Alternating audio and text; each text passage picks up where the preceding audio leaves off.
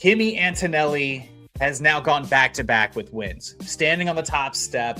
I mean, honestly, couldn't be better for this side of the podcast.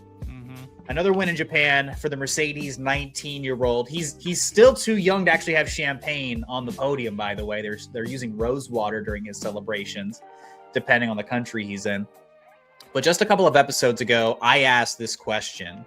Are we underestimating Antonelli versus George Russell? After going back-to-back, I think the conversation opens up a little bit more. I want to know what the fans think. Is Kimi Antonelli in year 2 really capable of taking it to George Russell over the course of a 22-race season? Khaki Kevin Walker, your thoughts? Ooh, I think it's a loaded question because I don't think we're underestimating either of these drivers at all. I think they're both performing very high with a high-performing car. I think some luck has fallen the way of Kimi Antonelli for sure, and unlucky has been George Russell these past couple of weeks, one would argue, especially him, who has made his opinions very, very well known. I think it falls more on the unlucky side for George Russell, but Kimi was driving a rocket ship in Japan over the weekend, and it proved the same during the race, even though one could argue the safety car changed it all, and we'll jump into that a little bit later on when it comes to my papaya team. But Kimi was driving a rocket ship from start to finish all weekend long, and George just kind of looked compromised with the new upgrades that Mercedes brought. So I wouldn't say we're underestimating either. I think it's going to be a little bit more of a trade-off. I'm not quite there saying that Kimi's going to be able to put a driver's championship title fight against George Russell only in year 2. Not quite. I think we're kind of along the same lines. As big of a fan of Kimi's that I am, I think he did get a bit of a lucky break on the safety car timing. I think he got a little bit of a lucky break, though, admittedly. Like 100% racing from behind and more dirty air could have changed some things. However, I think considering the pace that Mercedes under Kimi was showing, what he was capable of doing, he was definitely the fastest man on track the entire weekend in Japan. I think he probably still could have caught Oscar on merit for the race lead. Japan's a harder circuit to pass on, but I think that Kimi had enough juice, so to speak, to make that happen. I think it could have been a really competitive race all the way down to the end with those two. The way the McLarens looked in Japan, by the way, they looked really hooked up. It looks like they're learning, they're figuring things out. Who knew? You put Oscar Piastri in a car that can actually make the start line, and he can put it on the podium in his first time out. Who knows? Yeah, let's get more of those starts, why don't we? My preseason prediction still has some weight to it. We'll see how it goes. But speaking about Antonelli, he had a huge qualifying performance over George Russell and converted it into his back-to-back victory here, the big celebrations. And talking about George Russell, though, on the other side of this, yeah, George struggled notably with his setup across the entire weekend. He finished 15 seconds up the road. Antonelli finished 15 seconds up the road from Piastri, but Russell really struggled to fight against both of the Ferraris this past weekend. And a lot of that attributed to, in his opinion, was setup. It was just, it never quite got there for the entire weekend. It never was quite hooked up. But even Toto Wolff has come out and said that if they had kind of gotten things right, they would have expected George to be right up there at the front, fighting for the race win. But a strong weekend did have a massive caveat, like I said. Antonelli, though, still has things to work on. The race start from pole position down to sixth place. That was rough. Is incredibly rough. I mean, both Mercedes looked really rough off the line, admittedly. But that's been the case. That's been the case to start the year so far. It's one thing to compare them to the Ferraris, who have been an absolute rocket off the line. That's not shocking. But to have both McLarens and both Ferraris and your teammate pass by you in the opening moments of the Grand Prix, that is something that Kimi Antonelli has consistently needed to work on, even going back to last year's regulations.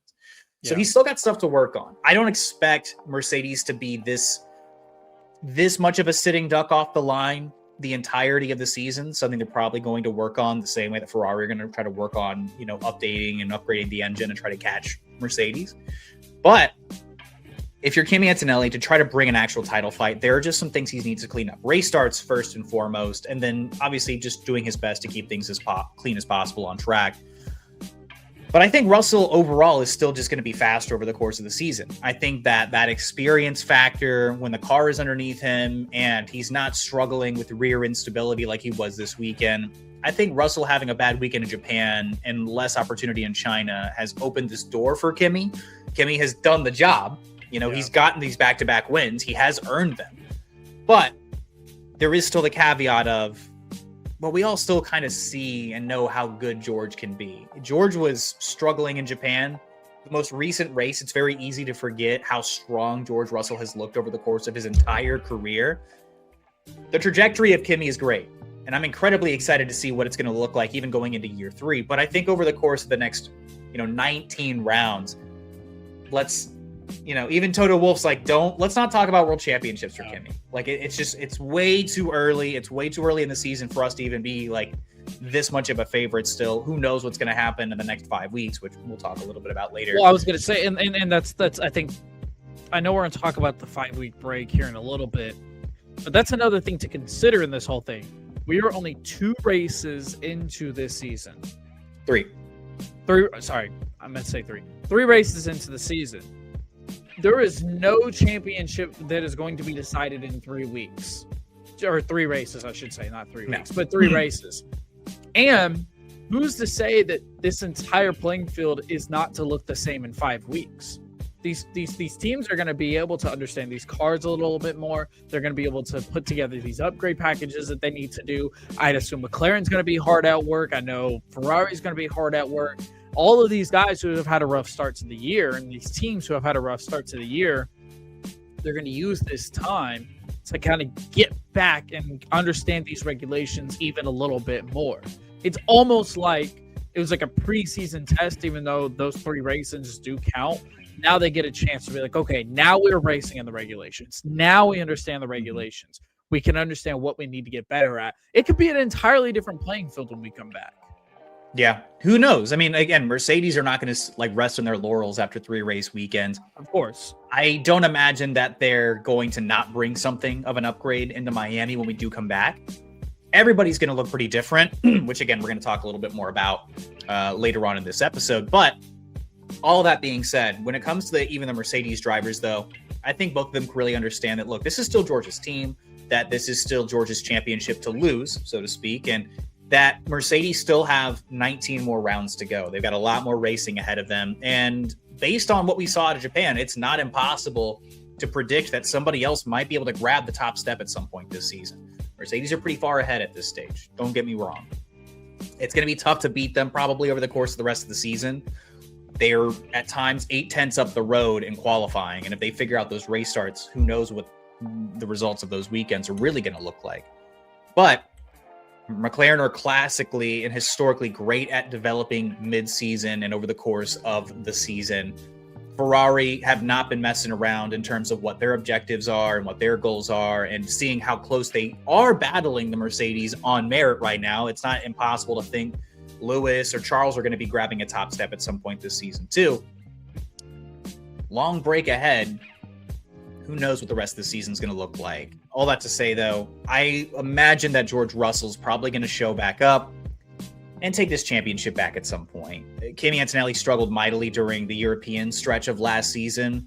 There was no titanium dioxide, in the food. So, he struggles again in Europe. Who knows? Portions of that, in my opinion, were more on the team, but Kimi did show those rookie struggles during the European section of the season. I think it's still too early to call this a true championship fight. It's awesome that Kimi is now the youngest drivers' championship leader in F1 history, by the way. Super cool thing to have, on your resume, right? The youngest ever to lead the drivers' championship. The most recent Italian driver to win back-to-back races in Formula One history. Last time that happened was, Alberto Ascari forever ago. So there's a lot of positivity coming out of the Mercedes camp right now. There's a lot of positivity with Kimi Antonelli, but I think, again, year 2 driver versus George Russell across the board, I think is very, very, very optimistic.